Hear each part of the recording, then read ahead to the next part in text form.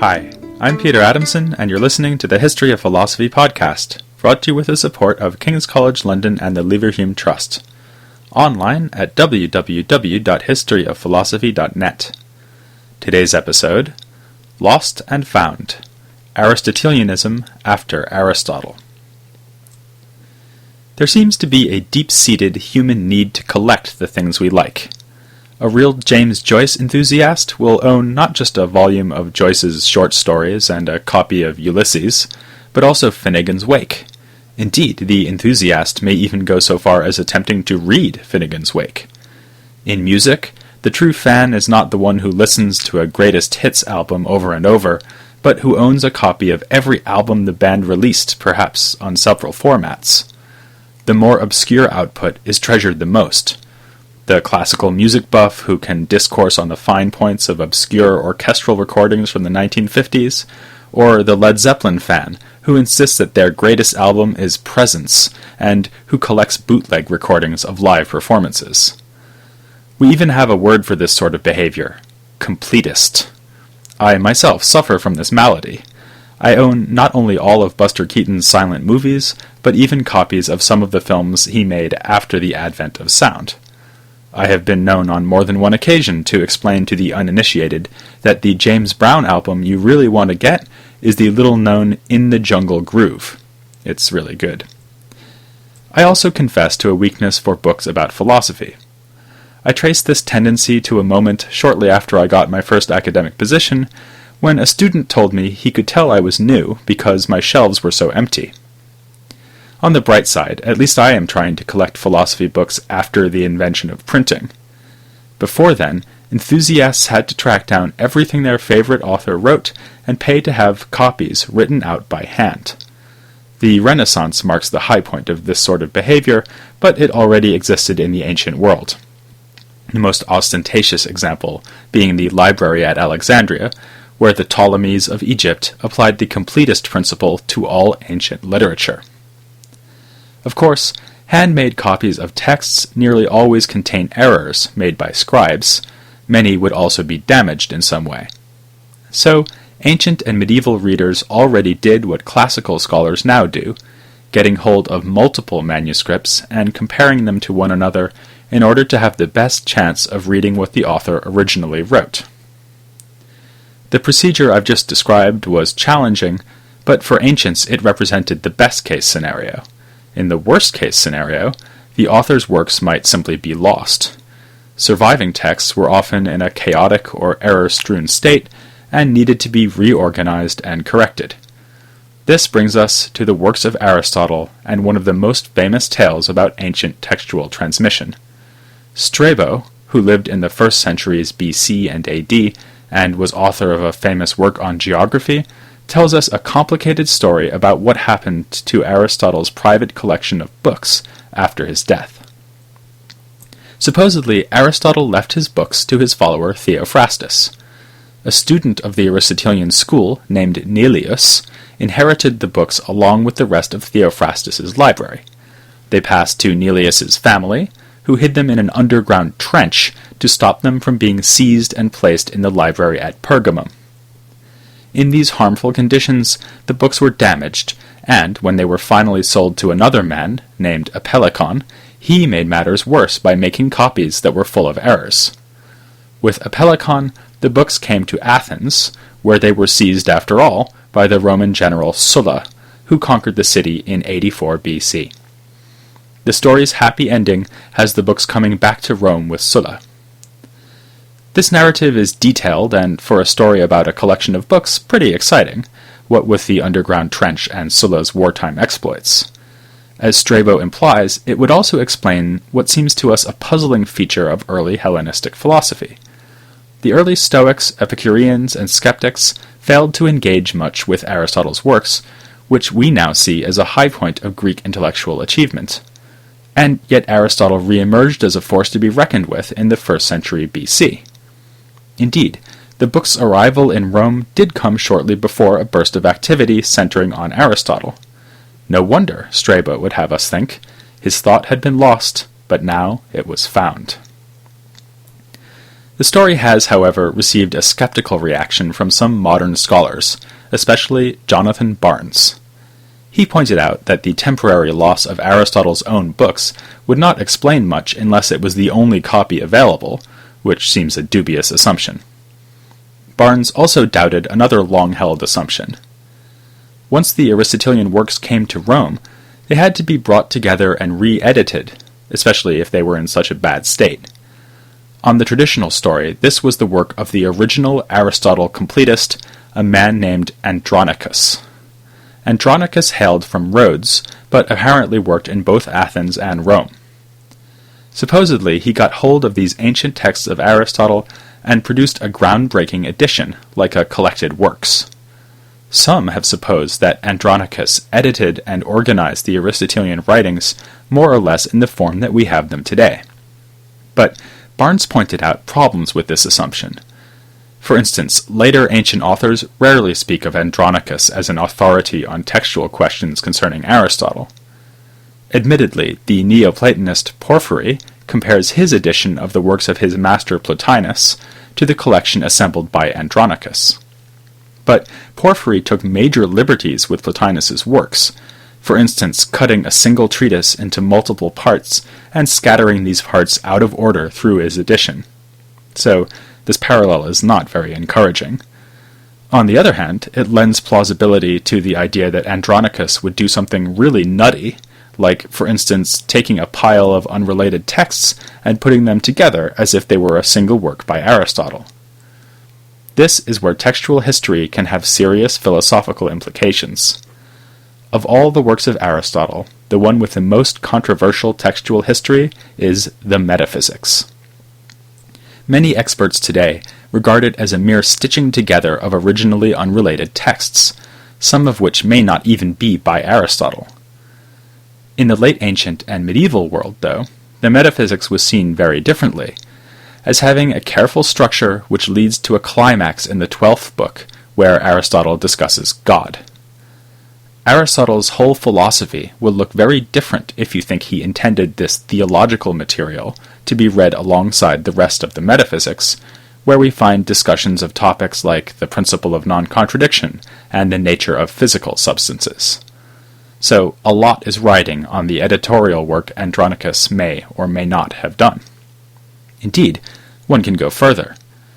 Although Aristotle never uses the word metaphysics, this branch of philosophy has ever since antiquity been taken to include more or less what is covered in the Aristotelian work of that name. If it was Andronicus who assembled unrelated texts to create the metaphysics as we have it today, then he should get much of the credit, or blame, for deciding what is and is not included in the discipline of metaphysics itself. Whatever the extent of his editorial activity, Andronicus certainly represents a surge of interest in Aristotle in the 1st century BC. To the extent that he was read in the preceding centuries, it was often the so-called exoteric works that attracted attention. These were written by Aristotle for an audience beyond his students and colleagues. Ironically, these originally more widely circulated writings are lost today, apart from fragments. Supposedly, they were models of elegant Greek composition, a fact that will amaze anyone who has spent time perusing the rather technical and difficult works we now have. These surviving writings are from among Aristotle's so-called esoteric treatises. The term means not that they were full of mystical or occult teachings, but only that they were intended to be read within his school, the Lyceum. It took a long while before they would reach a wider reading public, even after Andronicus and the resurgence of Aristotelianism. For instance, Seneca and Plutarch, in the 1st and 2nd centuries AD, still don't seem to know these texts well. Even admirers of Aristotle, like Cicero for instance, admitted that the esoteric treatises were very difficult. Aristotle's partisans sometimes claimed that he had purposefully written in such an obscure way, perhaps as a way of training the reader to think. One might even draw a comparison between Aristotle's obscurity and Plato's use of the dialogue form, which forces the reader to reflect on what the characters are saying. But, whether their challenging nature was intentional or not, Aristotle's texts clearly called out for explanation and interpretation. Andronicus and others answered that call. Since podcasts had not yet been invented, the Aristotelians, also known as the Peripatetics, did the next best thing. They wrote commentaries. This would before long become one of the chief vehicles for philosophical reflection in antiquity. Pagan philosophers commented on Aristotle, on Plato, even on Hesiod and works of pagan religion like the Chaldean oracles. Jews and Christians set forth their ideas in commentaries on the Bible. Our earliest surviving commentary on Aristotle is by an author named Aspasius, who worked in the first half of the 2nd century AD. It covers parts of Aristotle's Nicomachean Ethics, which is slightly surprising because the Ethics did not loom as large in ancient discussions of Aristotle as it does today. More than a century before Aspasius, heated debate already surrounded a different, much shorter, and superficially less interesting text, the Categories. Here again, at least a bit of credit should go to Andronicus. Even if he didn't produce a complete edition of Aristotle's works, he at least authored a catalogue of those works. This implied an order of reading, and also involved his making decisions about which treatises were authentic. He argued that one logical work, On Interpretation, was not in fact by Aristotle. This was because it contains a cross-reference to Aristotle's On the Soul, and Andronicus couldn't find anything in On the Soul that seemed relevant to the passage. Later ancient authors found that reasoning rather flimsy, but they were greatly influenced by two other decisions made by Andronicus. First, he defended the use of the title still given to the treatise today, Categories, which means predications. Second, he placed the Categories at the head of Aristotle's logical works. For centuries to come, the Categories would serve as an introduction to logic, and thus, given that logic was the first thing studied in late antiquity, an introduction to philosophy as a whole. Even as it assumed this prominent place, the Categories was causing controversy. As you'll remember, the work sets out a division into 10 classes: substance, quality, place, time, and so on. But it isn't clear what this division is meant to divide. The Categories begins with brief reflections on language, for instance the phenomenon of words that are used equivocally, as when both a person and a picture of a person are both called man, and the difference between simple expressions like man and compound expressions like man runs. This suggests that the 10 classes covered in the Categories are supposed to be a list of types of linguistic expressions. Stoic critics pounced on this, complaining that the Categories is woefully inadequate compared to the sophisticated distinctions they had been making in their philosophy of language. The charge was answered by a student of Andronicus named Boethus of Sidon, not to be confused with the later, much more famous Christian philosopher Boethius. Boethus diffused the Stoic challenge by lowering the stakes a bit. The Categories, he said, was never intended to be a complete analysis of language. Rather, the 10 classes are only types of predicates, and divide linguistic expressions insofar as they relate to things out in the world. Stoic distinctions like the one between literal and metaphorical uses of language would have no place here. So, naturally, Aristotle doesn't mention them. Rather, he distinguishes between substance terms like man or giraffe, quality terms like black or elegant, quantity terms like 2 cubits tall, and so on. Aristotle is interested only in terms that reveal the furniture of the world, so to speak, the substances that populate it, and the properties these substances possess. Andronicus himself had a similar outlook. For him, the terms that Aristotle was studying in the Categories carve nature at the joints, to use a metaphor that goes back to Plato. The right division of words goes hand in hand with the right division of things out in the world. This early defense of Aristotle was gratefully adopted by later commentators on the Categories, who also confronted another question that may already have been explored by Andronicus and Boethus. If the Categories classifies words insofar as they relate to things, then how does Aristotle think that this relationship works? The later commentators consider two possible views.